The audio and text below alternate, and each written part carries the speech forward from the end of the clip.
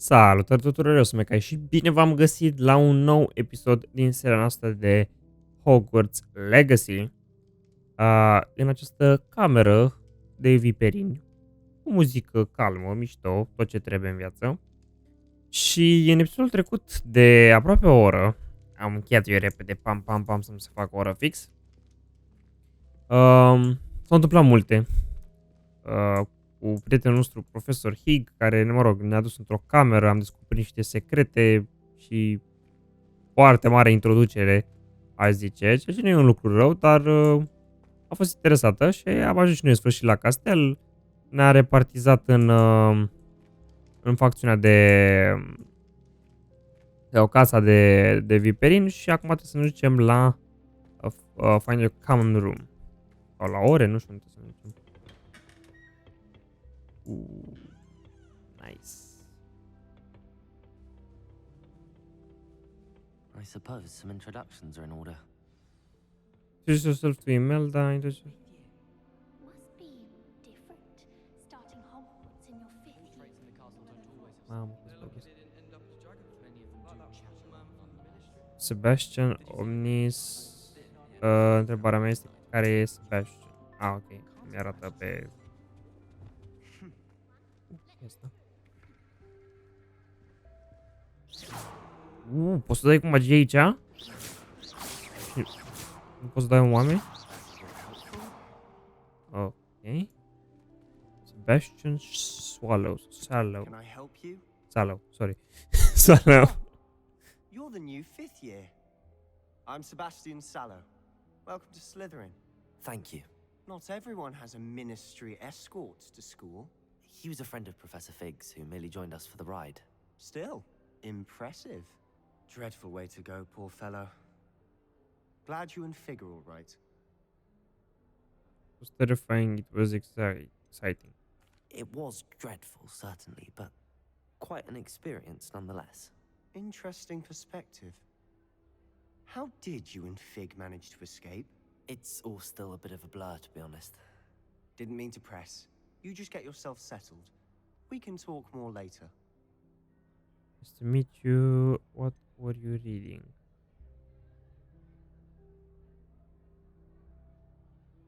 It was nice meeting you, Sebastian. I'll let you get back to your book. Nice meeting you too. Good luck today. Ok, pretty friendly. Asta, Sebastian. Mamă, dar e mișto rău de tot aici, frate, cum arată. I wouldn't do that if I were you. Ce se joacă șah? Joacă șah. Ugh, not going to move there, are you? Here, watch this. Don't say I didn't warn you. Checkmate. Told you. They should have listened to me.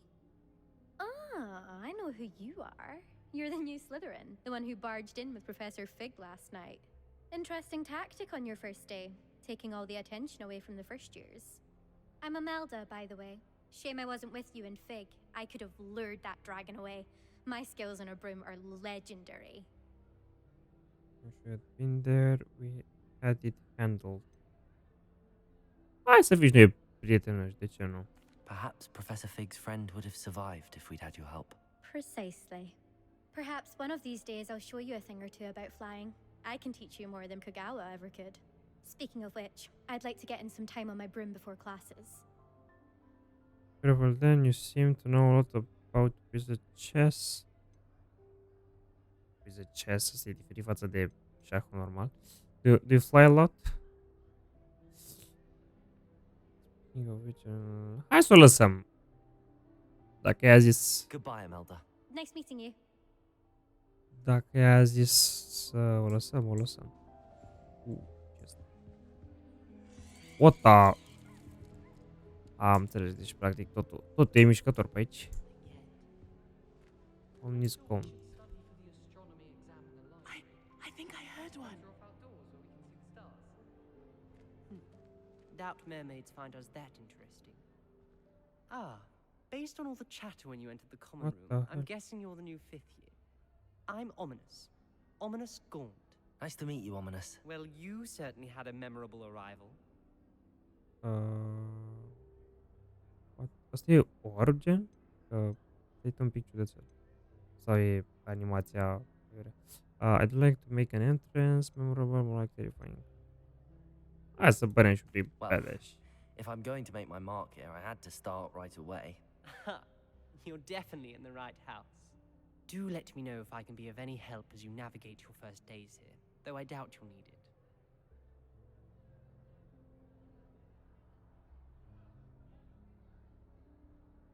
Did you suspect you'd be in Slytherin? The mermaids often appear outside the common room. Did that student say he thought he heard a mermaid? Yes, but I've never heard of a mermaid showing up outside our common room window. It is fun to play along, though. Been known to keep some first years on the lookout for hours. Did you suspect you'd be in Slytherin? Were you expecting to be sorted into Slytherin? Most certainly. My family on my father's side are direct descendants of Salazar Slytherin, one of the 4 founders of Hogwarts. Not something I'm especially proud of, mind you. He was obsessed with blood status, a pure-blood maniac. Unfortunately, most of his descendants do not fall far from that tree. Okay. Thank you, Ominous. Very nice to meet you. Pleasure was all mine. Don't be a stranger. Is the new 5th year Slytherin in here? Professor Weasley's waiting for you just by the stairs. Da, băbiți, aici sunt. Hello? Eu nu pot să vorbesc? Da, hai că i-am dat una în cap. Oh, Dropped one of the crystal balls in divination. Shattered everywhere. I was mortified. I will say the professor and I seemed much calmer than I ok, dar sunt foarte calmi, gen, oamenii pe aici, studenții, gen. Un pic cam weird. Am de că viperii au o reputație destul de mai așa, mai fumurați, mai aroganți de fel. Good morning. I trust you're ready for your first day at Hogwarts? I've been dreaming of this day for a long time. Can't believe I'm here. Well, you are here. Make the most of it. You only have one first day at Hogwarts. Now, in light of your unique situation, joining us as a 5th year, you'll need to catch up with your classmates and not fall behind. Especially as you'll be expected to complete your OWLs at the end of the year. OWLs? Owls? Yes, your ordinary wizarding level exams. They will determine what type of career you can have when you leave here.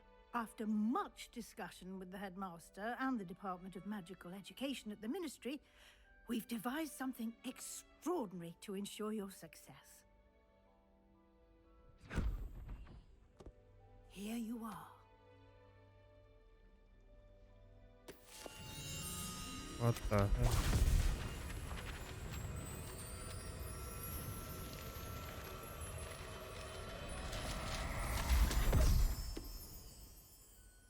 What is it? It is a wizard's field guide.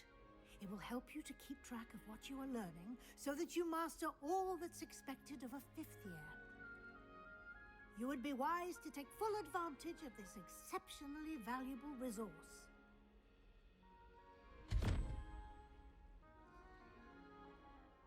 Thank you, Professor, but what do you mean it will keep track of what I'm learning?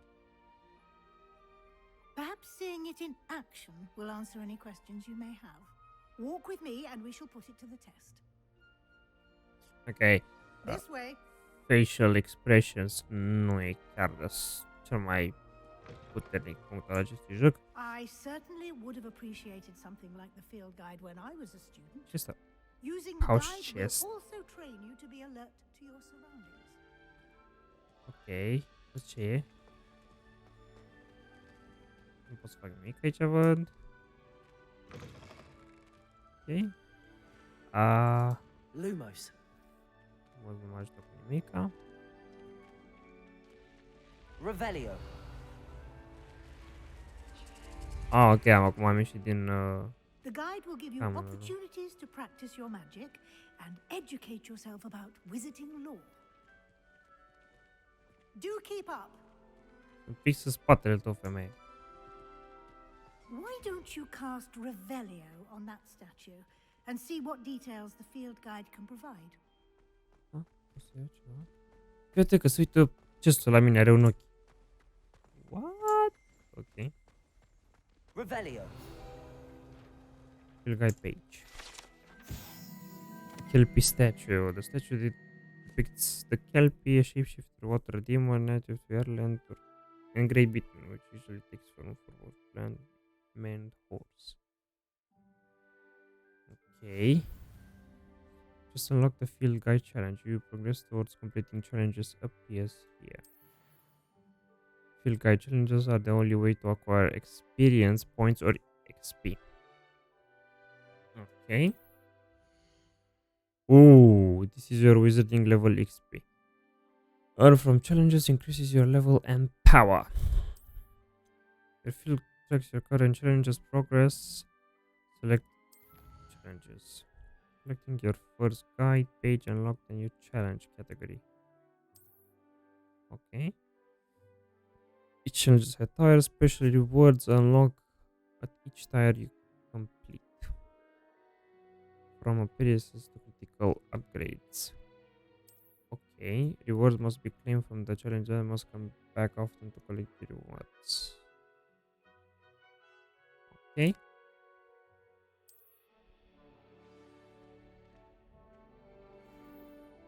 Ce fac asta?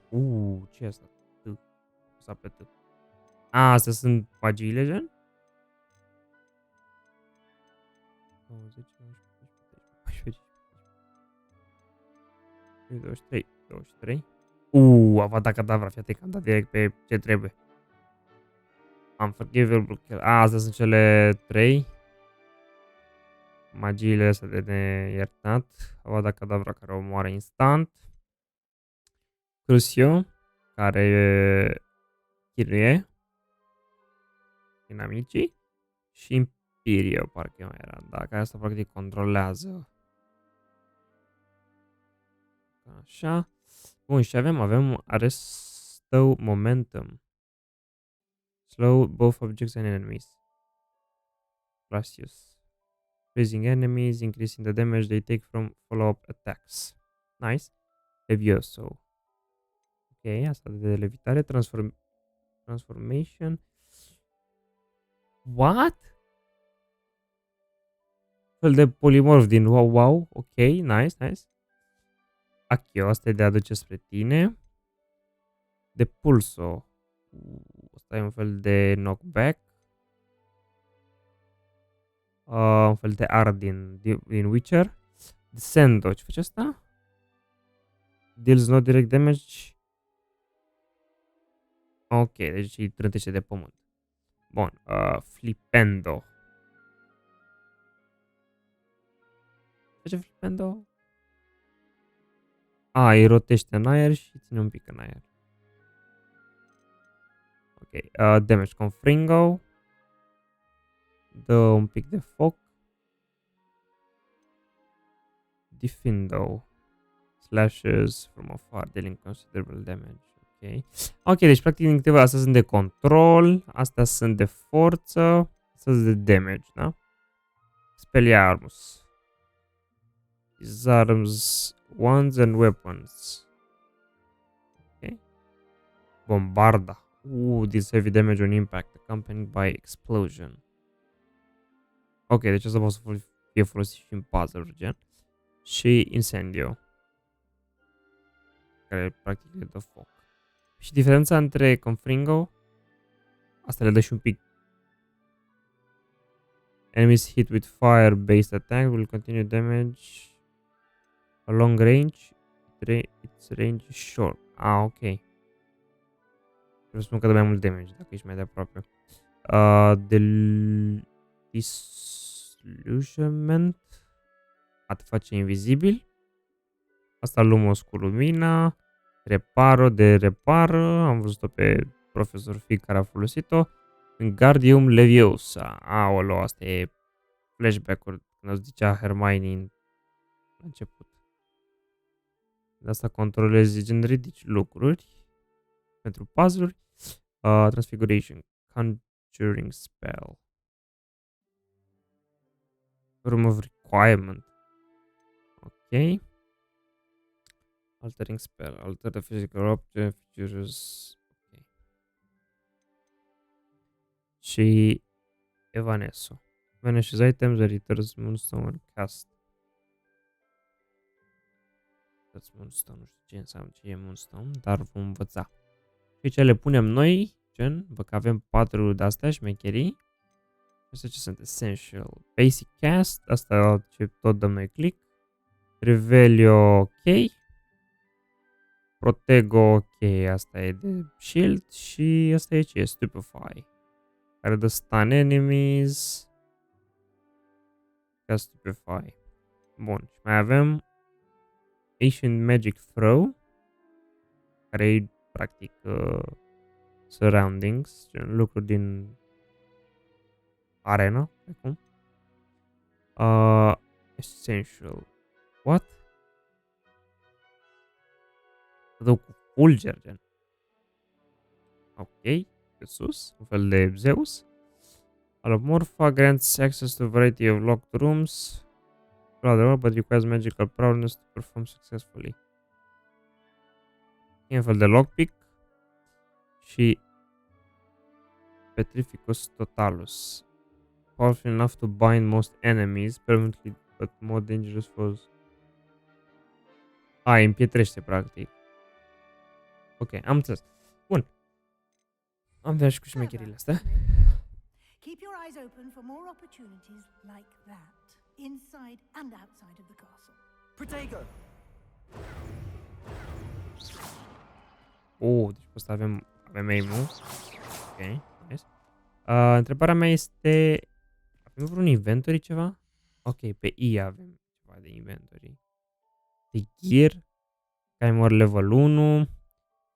Avem ceva... Avem astea. Le putem da equip. Ok, deci văd că la stats ai defense, offense și health. Deci viață, defense... Uite, mi se pare chiar interesant, gen, că nu s-au dus spre mai multe valori. Pentru... Gen, au zis, bă, ori pe defense, ori pe offense. Bine, nici nu prea aveai cum să te duci foarte mult prin ideea de student, să zici. No magical properties. Bine, nu prea vreau să mă... Asta are magical properties? Nici asta nu are magical properties. Da, lasă că e mișto. Ăsta are ceva oribil. Dar pot să le dau sell? Nice, asta îmi dă nimic. Nu-mi dă absolut nimic. Și nici nu pot să dau. Lasă, asta e mai ok așa. Outfit. Ok, deja ne facem de râs, dar e ok. Și headgear. Lăsăm așa. And one handles. Flying. Avem și flying mounts. Nice. Și broom. Ok. Clar o să mergem spre ceva offense. Vreau să dau foarte mult damage, dar o să încerc și defense-ul ăsta. Aici e de beast, quest items, notes și resources. Ok. Talente nu putem să apăsăm încă. La collection multe lucruri. Mapa. Wow, ok. Hogwarts. Hogsmeade map. Văd că nu putem să ne ducem mai mult de... Să dăm zoom. Mai mult decât... Sau să toată mapa doar Hogwarts. Știam că e mai mult. Se pare. Ok, am greșit. E pe X. Ok, deci ne suntem acum pe Hogsmeade, care e orașul de lângă, sau sătuc mai degrabă, de lângă Hogwarts. Ok. Și avem aici niște lucruri interesante, o să le vedem noi. Și world map. Sau nu avem world map încă. Ok, asta e world map. Big thing. Southwark, Hogwarts region. Hogwarts ground. Ok, deci ai practic zone. Aici este Renshire, Lower Hogsfield, Hogsmeade. Only all wizarding villages in Britain. Ok. Asta e toată mapa. Oh, mamă, de e mare. Holy shit, ce mare e mapa. It's a big one și văd că la fiecare avem o grămadă de lucruri. Wow. Cred că este, din câte văd, dar cred că la levelul 40 maximum.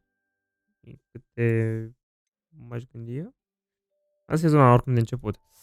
Ok, la quest nu avem nimica. Avem decât acest de început. Și atât. Bun.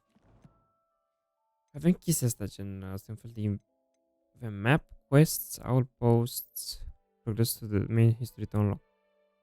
Collection, challenges, talents, inventory și gear. La inventory am fost, ok. Hai să vedem ce mai vrea Profesor Weasley.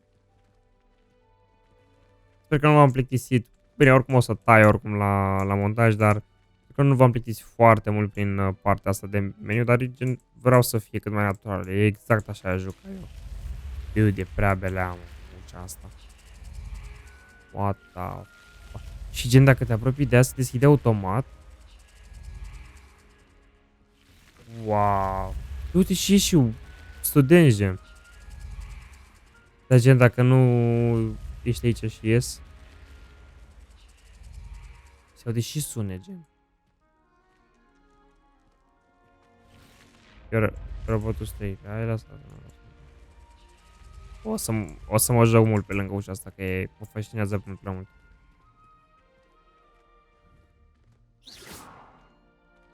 Asta ce mai e? Ah, good timing.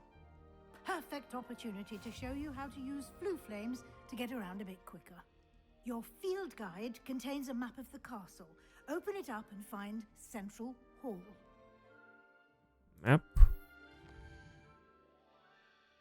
It's divided into main areas. Left side of the map is where students and professors live and includes the house, common rooms and the great hall. Ok, deci partea asta. Student mini wing, bellwether, grand staircase. Avem mai multe zone în care ne putem da fast travel.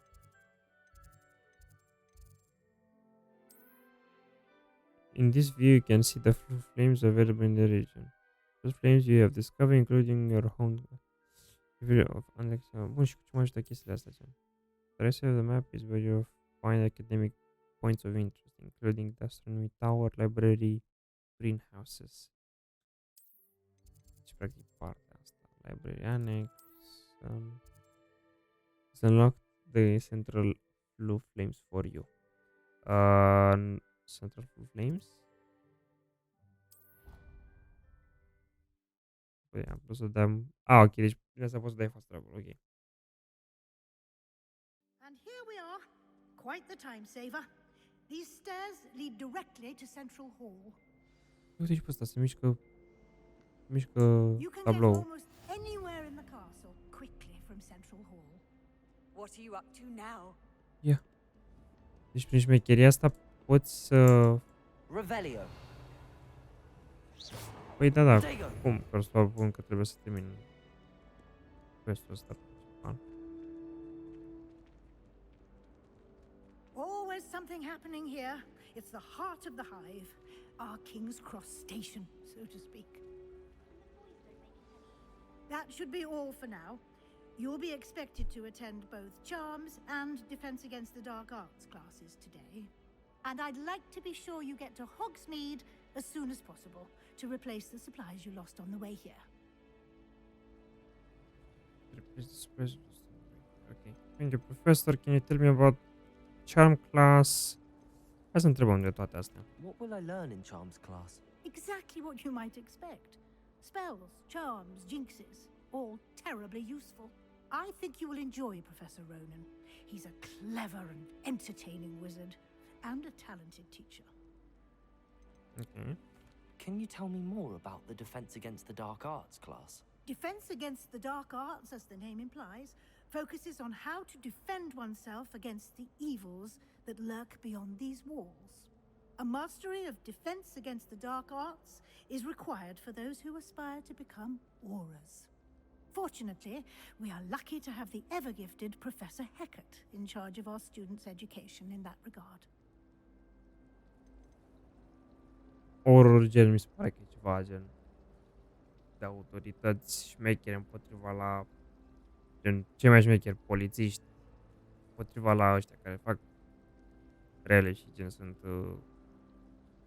vrăjitori întunecați, ceva gen. You mentioned Hogsmeade, Professor. Hogsmeade is the only all-wizarding village in Britain and is home to an array of shops and pubs. You should be able to find all of the school supplies you require in Hogsmeade. You will also, I imagine, enjoy many a butterbeer there with friends in due course.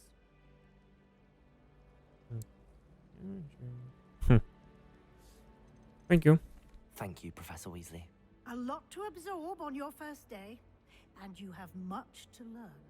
Happily, your professors have agreed to create additional assignments for you outside of class. You'll be up to speed in no time. Judging by your adept use of Revelio earlier, I'd say Professor Fig succeeded in at least showing you the basics. He did, Professor. He's been terribly vague as to the events preceding your arrival, specifically about what happened after that awful dragon attack. My suspicion is that there's more to the story than a search for belongings and an extended trip up to the castle.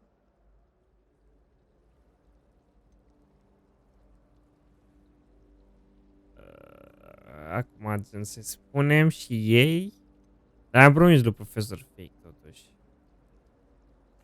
I'm sorry, Professor, but I'm afraid that's all there is to it. Almost precisely what Professor Fig said.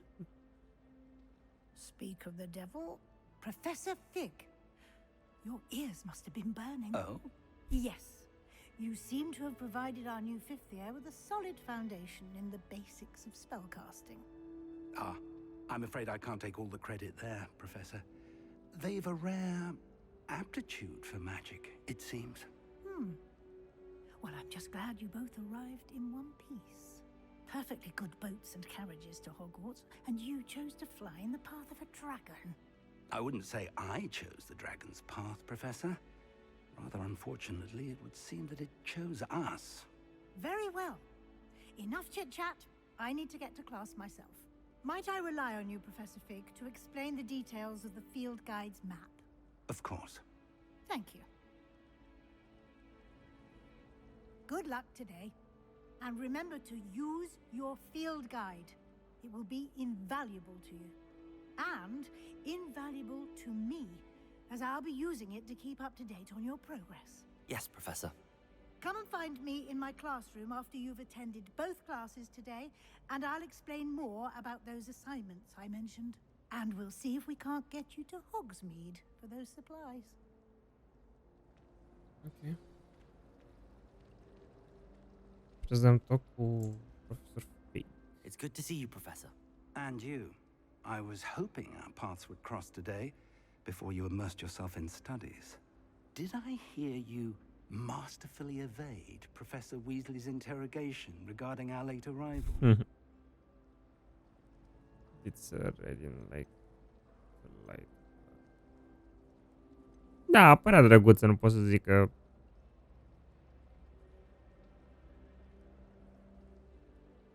I did try to evade her questions, though I feel a little deceptive. That said, I'm fairly certain she suspects that we're not being entirely forthcoming. Yes, well, Professor Weasley is a brilliant and astute witch. It was right to keep the details to yourself for now. We don't know where this path we've embarked upon will lead. It may require a bit more flexibility with your time than she would approve of. And she may feel obliged to share details with the headmaster that would be better left between us. Understood, Professor. Good. Now, as capable as you are, I believe the ability you possess obliges you to be well trained. Happily, you have the benefit of an exceptionally skilled team of witches and wizards to guide you. Speaking of guides, and so that I may avoid another not-so-subtle reproof from Professor Weasley, why don't I show you the clever enchantment we included in the field guide's map? Unfold it and have a look.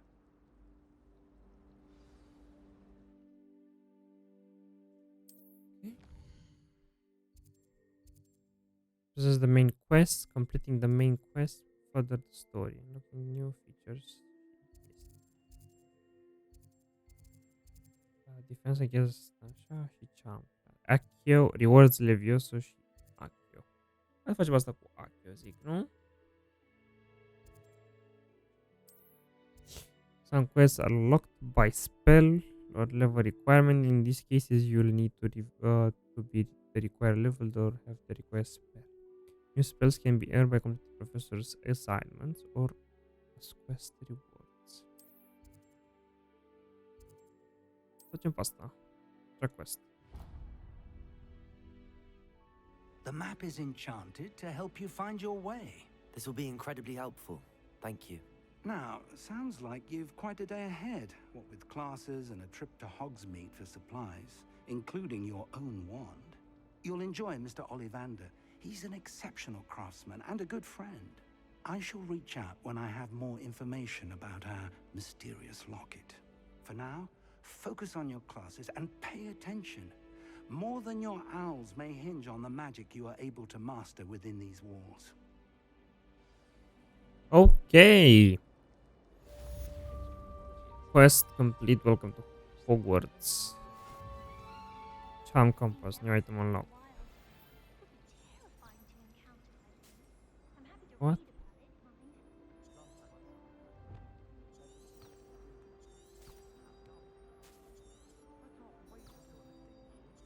Ok, deci dacă apăs ăsta am zis pe unde să mă duc, like? Ok. Bun, interesant. Până acum. Dar aici vom încheia și noi episodul ăsta. Chiar dacă poate a fost un pic mai... și cam așa cred că o să fie. General că e un joc cu poveste combinat cu gameplay, dar până ajungem la părțile numai cu gameplay o să dureze ceva. Așa că... o mică răbdare, spunem așa. Bun, cam atât a fost și cu acest episod. Sper că v-a plăcut. Nu uitați de un like și un subscribe. Eu am fost Mecai și vă spun la revedere. Pa, pa!